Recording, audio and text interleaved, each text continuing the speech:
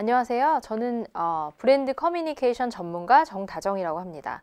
오늘 브랜드에 대해서 좀 알아볼 건데요. 우리가 많이 듣는 브랜드, 이야기는 굉장히 많이 들어요. 어떤 브랜드를 좋아해? 난 이 브랜드를 살 거야. 이렇게 브랜드란 용어도 굉장히 많이 쓰고 있는데요. 결과적으로 브랜드가 뭘까 하면 생각나는 단어는 별로 없는 것 같아요. 그럼 어떤 것이 브랜드이고 브랜드는 어떻게 하면 만들 수 있는지 이번 시간 저희가 한번 알아보도록 하겠습니다.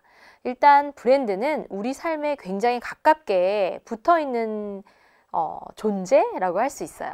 왜냐면 점심을 먹고 커피를 한 잔씩 한다고 생각했을 때 땡땡벅스 갈래? 아니야, 나는 건너편에 땡땡 플레이스가 더 좋을 것 같아. 이러면서 우리가 커피를 아메리카노를 선택하는 게 아니라 어떤 브랜드의 아메리카노라고 말을 하게 되거든요.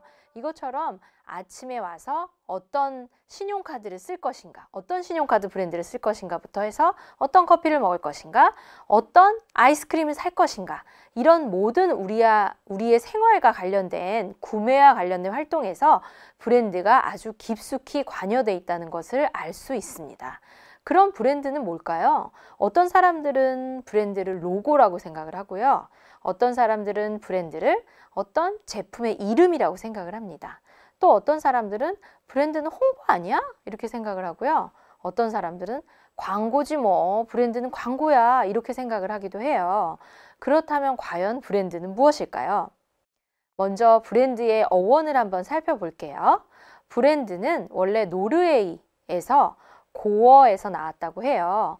브랜드르 해가지고 제가 이렇게 맞게 읽었는지 모르겠지만 어떤 것을 태우다, 번하다 이런 것에서 유래를 했는데요. 고대에서는 가축이 이렇게 소유주가 누구인지 분리를 해야 되잖아요. 근데 예전에는 플라스틱 이름표도 없었고 펜도 없었을 테니까 그걸 어떻게 했냐면 내가 로버트야 그러면 로버트의 알자를 이렇게 가축에 이렇게 불로 지져가지고 새겨낸 것에서 유래했다고 합니다. 그러니까 낙인을 찍어서 이거는 우리 양이야, 다른 양이 아니라 우리 양이라는 거를 이렇게 소유주를 표시했던 거죠. 그것처럼 브랜드는 우리 제품을 다른 제품과 다르다, 어떤 차별화되는 우리만의 특별한 제품이야 라고 이야기하는 것이 브랜드입니다. 데이비드 오길비라고 광고계의 아버지라고 불리는 분이 있는데 그분은 브랜드는 복잡한 상징이다. 그건 어떤 제품을 이름, 가격, 역사 이런 것들을 다 한꺼번에 부르는 것, 그것이 바로 브랜드다 이렇게 얘기를 하셨고요. 필립 코틀러라는 또 경영학의 아버지 이분은 브랜드는 어떤 판매자 그룹의 제품이나 서비스를 이제 드러내면서 어떤 이게 경쟁 그룹과 대비하게 돼서 차별화해서 만든 명칭이나 심볼, 디자인 이런 거를 전체 섞은 거를 브랜드라고 한다 이렇게 하셨어요. 그러니까 어떤 이론적으로 들으면 굉장히 어려운데요. 저희가 쉽게 볼 수 있도록 잘 아는 브랜드 하나를 예로 들어보겠습니다. 자, 스타벅스 하면 어떤 게 떠오르세요? 초록색 그 세일한 로고가 떠오르시죠? 그래서 멀리서만 봐도 저희 딸이 6살인데 멀리서 보고 엄마 저기 커피숍 있어 이렇게 얘기할 정도로 남녀노소를 불문하고 저 브랜드만 봐도 딱 멀리서 봐도 아 저게 스타벅스구나 알아채게 할 수 있는 것, 그게 바로 브랜드의 힘이고요. 파리바게뜨 멀리서 보면 이제 간판만 봐도 아 저기선 빵을 팔겠구나, 가면 내가 빵을 사 먹을 수 있고 간단한 음료나 커피 정도는 같이 먹을 수 있겠구나 이렇게 볼 수가 있습니다. 그래서 어떤 우리 제품과의 연관성, 서비스나 제품을 경쟁자의 것과 차별하기 위해서 만든 어떤 느낌이나 인식, 이거를 브랜드라고 하고 있어요. 근데 브랜드가 너무 웃긴 거는 처음에는 저희가 제품으로만 생각을 했거든요. 근데 요새 얘기 나오는 게 국가 경쟁력 이런 데서도 브랜드, 국가 브랜드 얘기를 하고요. 특히 기업 평판이라고 하는데 기업 평판 연구소에서는 아이돌 평판 조사라는 것을 합니다. 그래서 아이돌 중에서 어떤 아이돌이 가장 이미지가 좋고 어떤 브랜드 1위를 하고 있느냐, 지금 물론 방탄소년단이 1위를 하고 있더라고요. 네, 그런 것도 하고 기업에서 신문이나 어떤 그 마케팅 연구소에서 건설사 기업 평판 1위 누구누구, 그 다음에 카드회사 기업평판 1위, 2위, 3위 이렇게 해서 계속 매년 조사를 해서 발표를 해요. 그 이유는 사람들이 정말 그 명성에 관심이 있고 그거에 애착을 가지고 있기 때문이기도 하고요. 이 기업 브랜드가 굉장히 매출과도 깊게 연관이 되어 있기 때문입니다.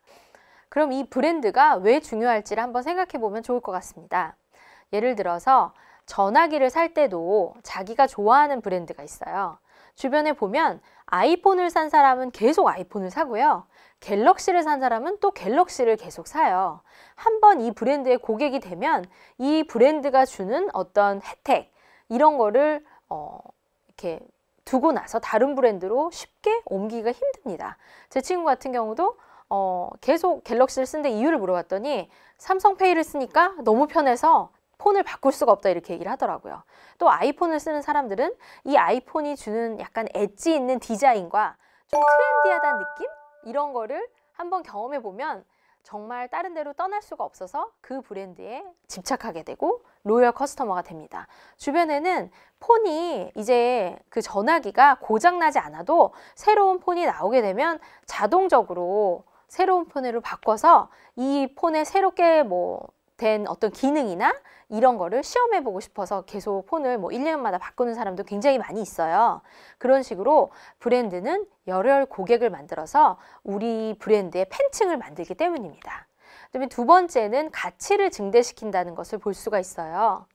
예를 들어서 예전에는 작은 G라는 회사가 먼저 전구를 만들면서 시작을 했대요. 에디슨이 전구를 먼저 만들면서 시작을 했는데 그 작은 전기 회사에서 지금은 발전소에 터빈을 만들고 어떤 그런 큰 발전기를 만들고 비행기 엔진을 만들고 이런 식으로 정말 이 브랜드의 가치를 계속 어떤 크게 더 포괄하면서 가치를 증대시킬 수가 있어요. 그래서 예전에도 삼성은 어떻게 보면 전자제품으로만 생각을 하다가 핸드폰 이러면서 삼성은 전자제품을 모두 괜찮은 퀄리티로 만드는 브랜드이다. 이런 브랜드 이미지를 저희가 가지고 있잖아요. 그런 식으로 어떤 브랜드는 제품의 가치를 증대시킬 수가 있습니다. 세 번째로 시장 점유율을 증가시키기 때문입니다. 왜냐하면 이 브랜드가 확실하게 돼 있잖아요. 그러면 시장에서의 이 위치가 높아지고 많은 고객들이 점점 이 브랜드를 선택하게 돼요. 그래서 그럼 이 브랜드가 많이 팔리면서 좀 더 시장 점유율이 점점 늘어나게 되는 거죠. 그리고 마지막으로는 높은 가격을 받을 수 있기 때문입니다. 루이비통 백, 샤넬 백 이거 너무 비싸다고 막 하잖아요. 그런데 그 백이 그 가격을 유지하는 이유는 사람들이 그 이미지, 그 브랜드에 그만한 가격을 지불하고 싶어 하기 때문이에요. 그래서 충분히 브랜드가 확실하다면 높은 가격을 받을 수 있습니다. 그렇게 해서 이런 높은 가격을 통해서 회사가 성장할 수 있고 많은 매출이 일어날 수 있고 결과적으로 브랜드의 힘이 그 정도로 큰 것입니다.